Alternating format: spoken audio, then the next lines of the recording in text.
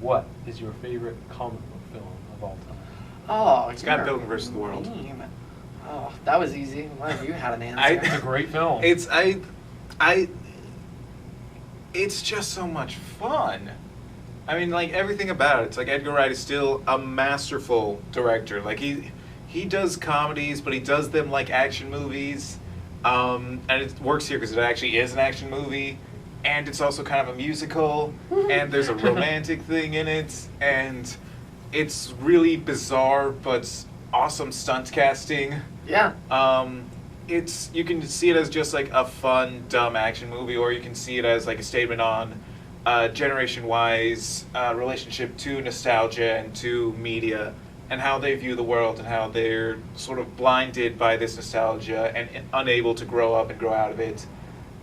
And it's absolutely wonderful, and I love it. You gotta at least appreciate the line near the end where he goes, "Yeah, I'll see it, but it's not going to be as good as the book." Enter Scott Pilgrim into one of the scenes. I'm like, just that kind of commentary, I think Edgar Wright does best. Yeah. I'm just going to throw that out there.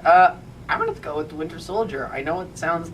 I'm biased because Cap's my favorite, but... This is favorites. It's everything about it is bias. Oh, I know. But well, I'll give you this, though. What I like about it is we've, had so many... How many years of Marvel films?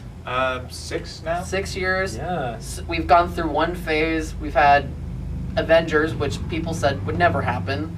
And we've had this presence there the whole time of S.H.I.E.L.D.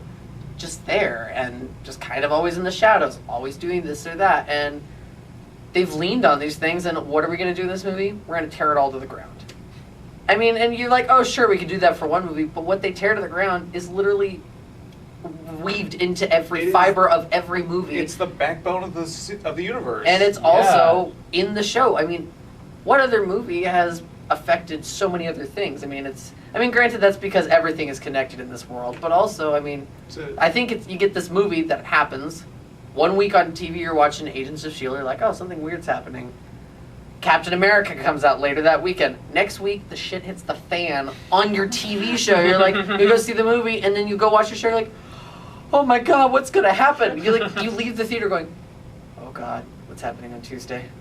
How's this gonna affect? What does this all mean? Like, it just creates Which means more then questions. you're screwed if you don't see it on opening weekend. I know, and so you get that. I mean, in just that alone, I mean, what other movie just goes, all right, we've built this and let's start Burn it over. to the ground. They changed the status quo. Exactly. I The mean, status choice. is not quo. and I think, and then it's like, oh wait, what's the next movie we're gonna get? Oh, Guardians of the Galaxy. We're not gonna talk about this for a while. It's we're like, just gonna go so into you just space. kind of have to. And then what happens with Agents of S.H.I.E.L.D.? Oh, the season's over. We now just have to kind of wait to figure out Where do we go from here? I know. Scarlett Johansson, Black Widow. Everyone knows what she's done.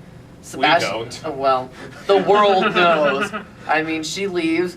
Everyone thinks Sam Jackson's dead. I mean, it changes so much with one movie, and they kept leading up like, this changes everything. This changes everything, and then until you see it, And you don't believe it. you don't Right, believe it. right. Like, as comic book readers, you're taught it's nothing you're sort of ever really conditioned- Nothing changes. ever really changes. Like, the new 52, that was a big thing for DC Comics, but how much has really changed? Batman really hasn't been touched, which means that they've compressed 70 years of continuity into a decade, probably. No, 5 years, half a decade. Yeah. So I mean, but that alone, I mean, that just it affects everything. It that the world touches, and with one movie and one fell swoop, that's it. It's been changed, and so it's not just because I like Cap, but because it was daring. It's a group of people saying, all right, let's burn it. Let's burn it. Well, let's let people just freak out, and then we're just going to let them sit with it. It's kind of sadistic, too. And if I used to sit there going, don't worry, Marvel. I got a plan. Who We can says change. We Marvel can doesn't change. have We a can dark change side? Thor to a woman, right? So there we go. I mean, they have a plan, and it's just one of those kind of blind faith things. You just kind of have to sit with it and go, all right, let's see what happens. And they're going to make you wait until May of next year. That's just, Or until the fall when S.H.I.E.L.D. comes back. yeah, and I mean, but even then, you know, they're going to do it slowly. So it's just gonna be an interesting ride, and it all starts with Cap, and I think that's kind of cool. Yeah. So that would be mine. I'm with you there. That's your favorite? No, well, no. Oh, I'm I was like- I'm with you that it's gonna be cool. Yeah, it just changes everything. It's gonna be fun to see what happens. But what's your favorite comic book movie? Well, I love so many of them. I love Cap. I think Scott Pilgrim is perfect. I mean, that's one for the ages. And I also love Spider-Man 2. I could talk probably for 24 hours about that movie alone. You mean, I thought you meant the last one that came No, out. Like, I thought no. you hated that one. No amazing. I'm thinking the one. first Spider-Man movie I have yet to see in theaters. I saw Spider-Man 3 twice, but I haven't seen this one.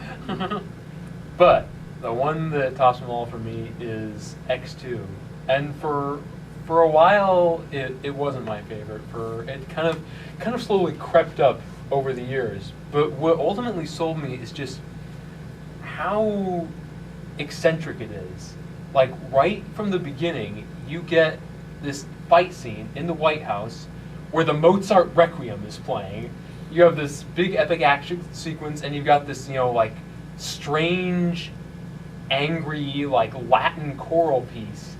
And it's so weird, and yet it feels so right. And there's so many moments like that, and so many, I think, just beautiful visual details, like scenes where they linger on tiny things like, eyeballs and like, like just the wires of a chain link fence. And so you really, like, visually, I think you almost feel like you can touch the movie. Like it's so tangible.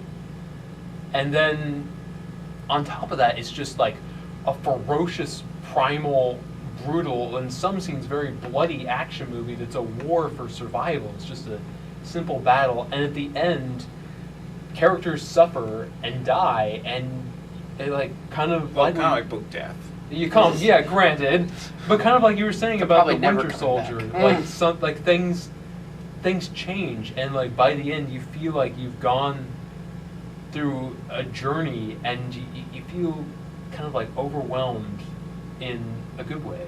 And I think that it's like, it's one of the rare movies where you actually don't feel like the same person you were going into it by the end. It's like, I think I think too, like the movie's like dark yet so optimistic, because there's this theme in the early X-Men movies about how, all the characters are saying, oh, there's a war coming, it's, mutants versus humans, it's gonna happen. It's gonna be terrible, and it's gonna be called X-Men 3. Oh, no. Now that's dark. But then, in X2, we get this, we not only do we see, like, the true costs of what this war would mean and how horrific it would really be, but we get the hope that maybe there won't have to be a war, that maybe the compassion of the characters we love will prevail. And I think it's so tragic yet so poignant and hopeful at the same time. So